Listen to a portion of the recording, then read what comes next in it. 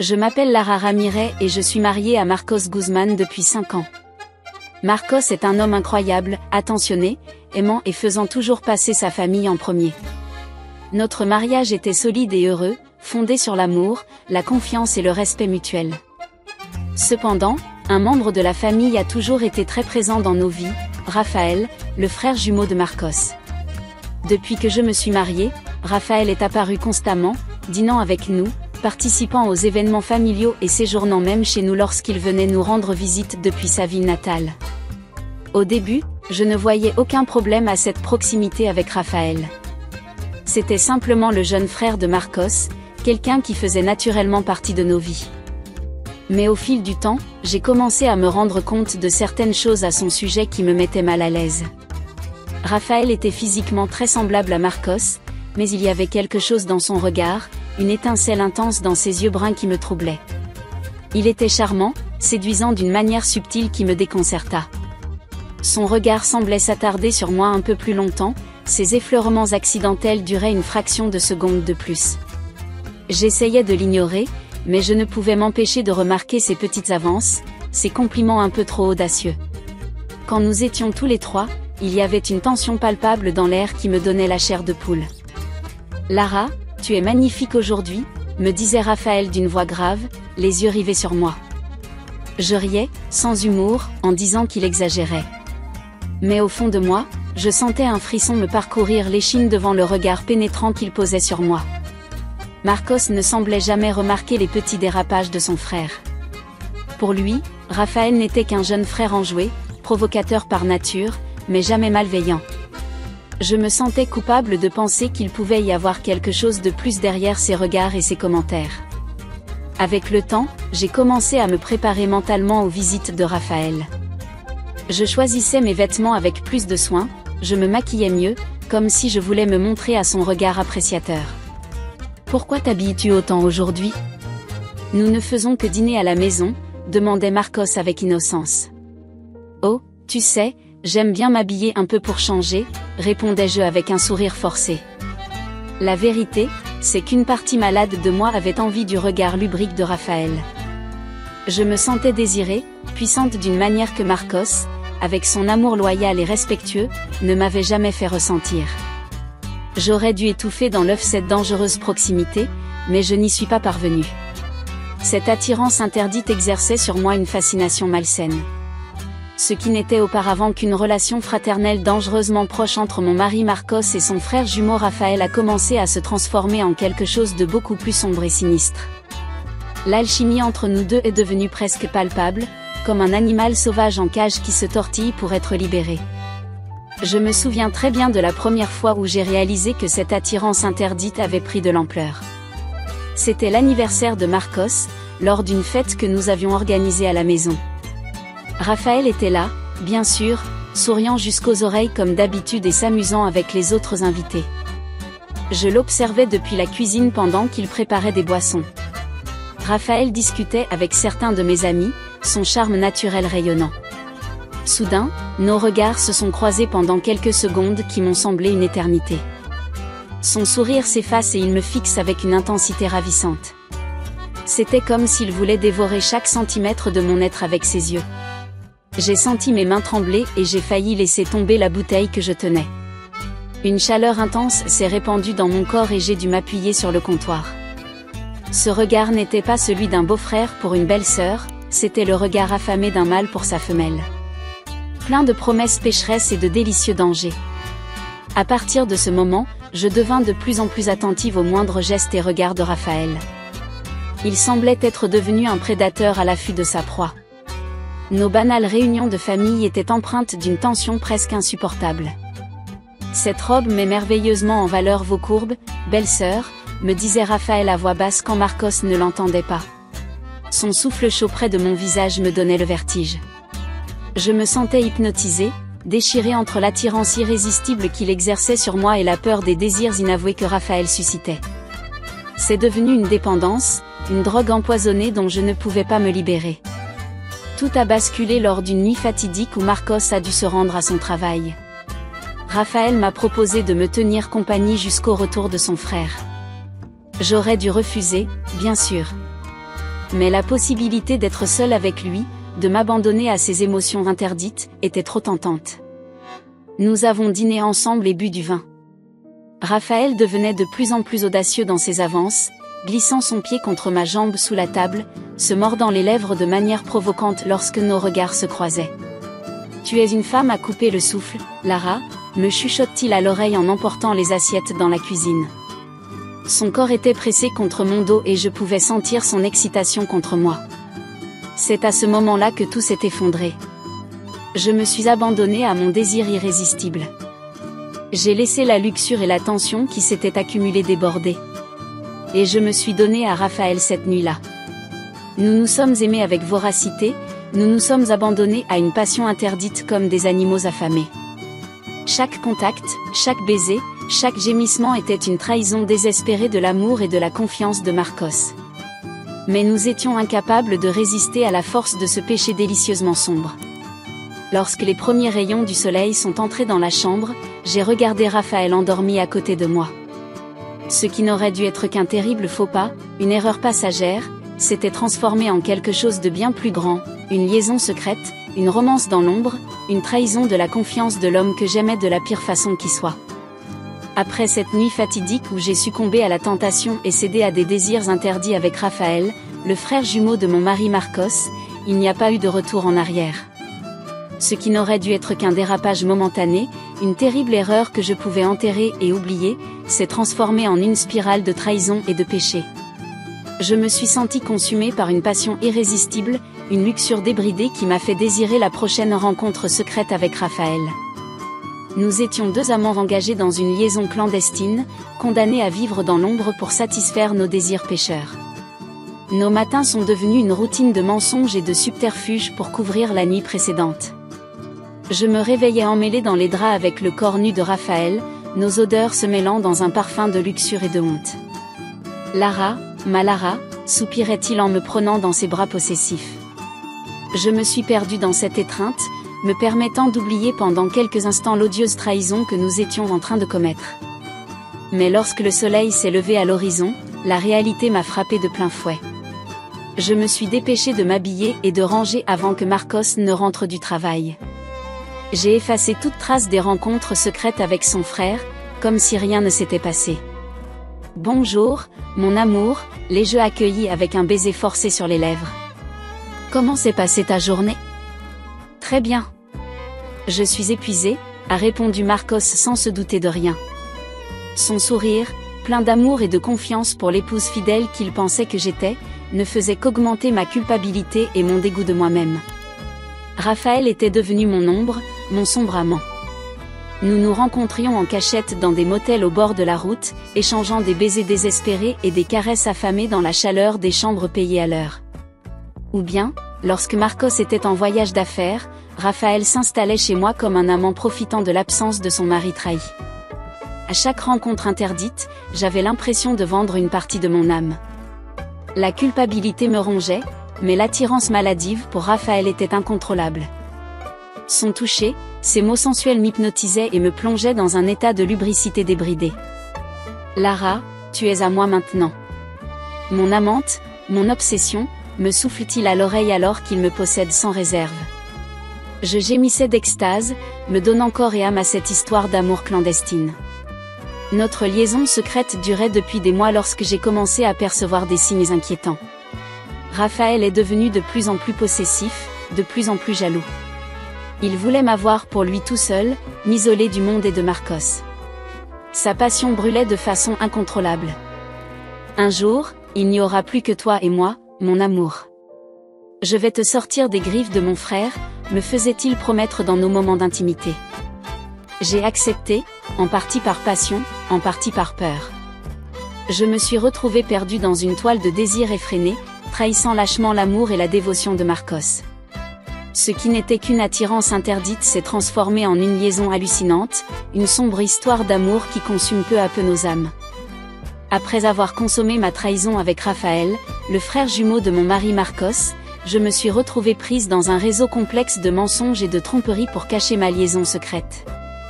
J'ai vécu une double vie, déchirée entre l'amour loyal de Marcos et la passion interdite qui me consumait dans les bras de Raphaël. C'était comme marcher sur une corde raide, chaque pas risquant de me faire tomber dans un abîme de culpabilité et de regret. La culpabilité me rongeait de l'intérieur, un poison lent qui contaminait peu à peu mon âme. Mais l'attirance pour Raphaël, ce désir obscur et irrésistible, était une force bien plus grande que mes remords. Je me souviens avoir passé des nuits entières au lit après l'une de nos rencontres clandestines. Tandis que Marcos ronflait paisiblement à mes côtés, je restais là. Je suis restée allongée, fixant le plafond dans l'obscurité, repassant mentalement chaque détail de cette trahison consommée. Les souvenirs brûlaient dans mon esprit comme du fer rouge, les baisers voraces de Raphaël, ses mains parcourant chaque centimètre de mon corps, sa voix rauque murmurant des obscénités lubriques à mon oreille. Je sentais le goût amer de la culpabilité dans ma bouche, mais je ne pouvais pas effacer ces souvenirs de mes sens. Le matin, je devais faire comme si rien ne s'était passé. J'ai embrassé Marcos avec ces mêmes lèvres qui avaient tracé des traînées de feu sur le corps de son frère quelques heures auparavant. Je préparais le petit déjeuner en faisant semblant d'être calme alors que j'étais loin de l'être. « Chérie, tout va bien ? Tu as l'air fatiguée ?» me demandait Marcos de temps en temps, l'inquiétude se lisant sur son visage. « C'est juste une insomnie, mon amour. » « Mais ça va passer », ai-je encore menti sans vergogne. Comment dire la vérité ? Comment révéler mon âme sombre, entachée de luxure et de mensonges ? Nos dîners de famille sont devenus un tourment perpétuel. Marcos et Raphaël assis à la table, si semblables à l'extérieur, mais si différents dans l'essence. Nos regards se croisèrent brièvement sur les assiettes de nourriture, une seconde d'hésitation suffit à raviver tous les souvenirs de péché. « Qu'est-ce qui ne va pas, Lara ? Tout va bien ?» demande Marcos lorsqu'il me surprend à regarder son frère d'un air perdu. « Oh, oui, bien sûr. J'ai juste été distraite un instant, » répondis-je en forçant un faux sourire sur mes lèvres. Raphaël dissimula un petit sourire au coin de sa bouche, amusé par mon désespoir. Mes mensonges sont devenus de plus en plus élaborés et complexes, une défense contre la culpabilité qui me rongeait de l'intérieur. J'ai créé des excuses, des alibis pour rencontrer Raphaël quand Marcos n'était pas là. Je prétextais des obligations professionnelles, des sorties entre amis, tout pour avoir quelques heures de liberté et m'abandonner aux bras pêcheurs de mon amant. Combien de fois avais-je voulu mettre fin à cette folie et me racheter ? Mais chaque fois que je regardais Raphaël dans les yeux, je sentais ma détermination vaciller. Il exerçait sur moi un pouvoir enivrant, comme une sirène séduisante entraînant un marin dans les sombres profondeurs de la mer. Le tissu de mensonges s'est épaissi de plus en plus, m'empêtrant dans ses fils jusqu'à ce que je ne vois plus d'issue. J'étais condamnée à cette vie de secret et de tromperie, trahissant lâchement l'homme que j'étais censée aimer par-dessus tout. Et même plongée dans ce cycle de péché, je ne pouvais pas quitter Raphaël. Pendant des mois, j'ai marché sur la corde raide entre le fantasme et la réalité, vivant dans le mensonge pour satisfaire mes désirs de péché avec Raphaël. Mais quelle que soit la prudence dont je faisais preuve, la sombre vérité trouvait toujours le moyen de faire surface. Et quand elle le faisait, elle était dévastatrice, détruisant tout sur son passage. Je me souviens de ce matin fatidique avec une clarté angoissante. Marcos était parti travailler quelques heures plus tôt, comme tous les jours. En rangeant la maison, j'ai remarqué une petite tache de rouge à lèvres sur le canapé du salon. Mon rouge à lèvres rouge, celui qui avait taché la peau de Raphaël et les draps lors de nos nuits clandestines. Un frisson glacial me parcourut l'échine. Je me suis empressée d'effacer toute trace de ma faute avant le retour de Marcos. Mais j'avais beau frotter, la tache semblait s'intensifier, s'incrustant dans mon esprit comme un rappel cruel. Quelques minutes plus tard, mon téléphone portable a vibré avec un message de Marcos. « Mon amour, j'ai eu un rendez-vous annulé. Je rentrerai tôt aujourd'hui. » Mon cœur s'est mis à battre la chamade. J'ai rapidement enfilé une tenue plus modeste et j'ai appliqué un parfum floral intense pour masquer l'odeur des péchés commis sur ce canapé. J'ai ouvert les fenêtres pour aérer l'appartement. Mais rien ne pouvait dissimuler la culpabilité dans mes yeux. Environ une demi-heure plus tard, Marcos est entré dans la maison, le visage lourd. J'ai tout de suite compris que quelque chose était différent. Ses yeux brillaient d'une émotion que je n'avais jamais vue auparavant, la méfiance.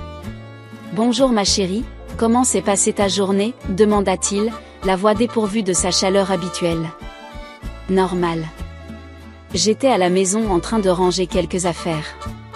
Balbutiai-je, incapable de le regarder en face. Marcos fronça les sourcils, suspicieux. Puis ses yeux se posèrent sur la tache cramoisie que je n'avais pas réussi à enlever complètement du canapé. Il la fixa de longues secondes avant de reporter son attention sur moi, la mâchoire crispée. « Ah oui, un désordre terrible sur le canapé, n'est-ce pas ?» dit-il avec un faux naturel en s'approchant du meuble. Je me demande d'où vient cette tache de rouge à lèvres si particulière. Je me suis figé un instant, forçant un sourire pour le dissimuler. Mais les mots ne sortaient pas. À ce moment-là, Marcos a fait un geste qui m'a laissé paralysé par l'horreur. Avec des mouvements calculés, il se dirigea vers le buffet et récupéra son téléphone portable. Quelques tapes plus tard, il jeta l'appareil sur la table basse et le son de gémissements féminins incomparables résonna dans la pièce. « Mon amour, j'ai hâte de te voir ce soir. »« C'est une torture d'être loin de toi, » dis-je, rauque de désir, haletant entre deux soupirs de péché. Je fixe Marcos avec des yeux écarquillés, mon visage perdant toute couleur. « Tu as réussi à expliquer ce petit désordre sur le canapé » a-t-il craché avec une froide sévérité. « Et je parie que tu as aussi une bonne explication pour ces délicieux audios que j'ai trouvés sur ton téléphone. » J'étais pris dans une toile de mensonges et de trahisons dont je ne pouvais m'échapper. Les preuves étaient là, bien visibles. Marcos avait découvert ma liaison clandestine avec son frère jumeau Raphaël et il était impossible de le nier. Je suis tombé à genoux, sanglotant de manière incontrôlable.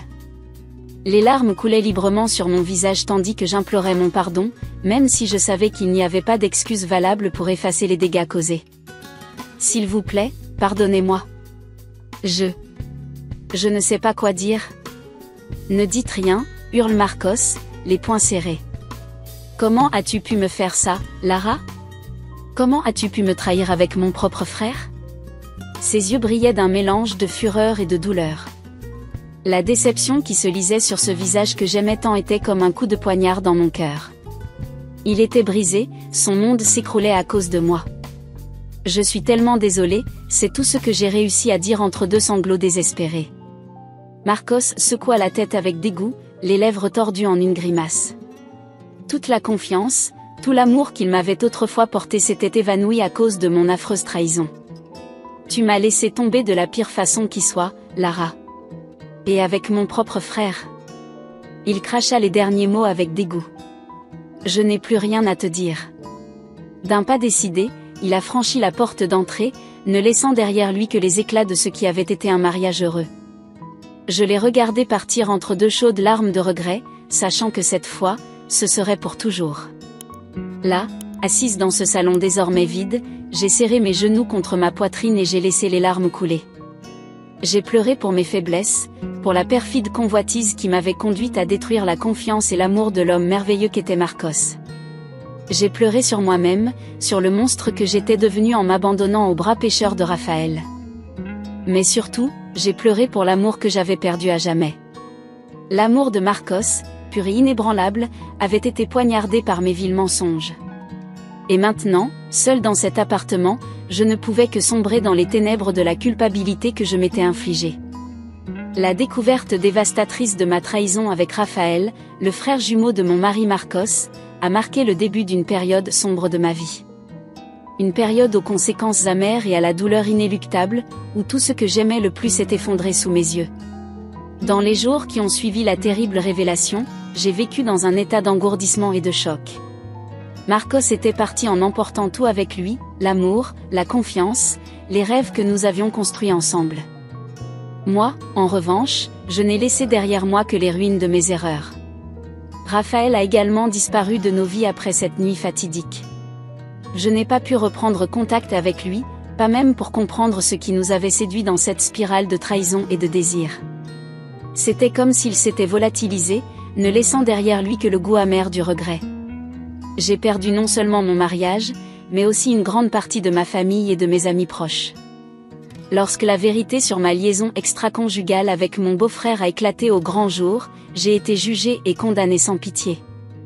Les regards accusateurs et les chuchotements vicieux me suivaient partout où j'allais. Comment a-t-elle pu faire ça à ce pauvre Marcos ? Ce n'est que son frère. Ces mots tranchants, prononcés sur le ton du mépris et de la déception, m'ont rongé de l'intérieur.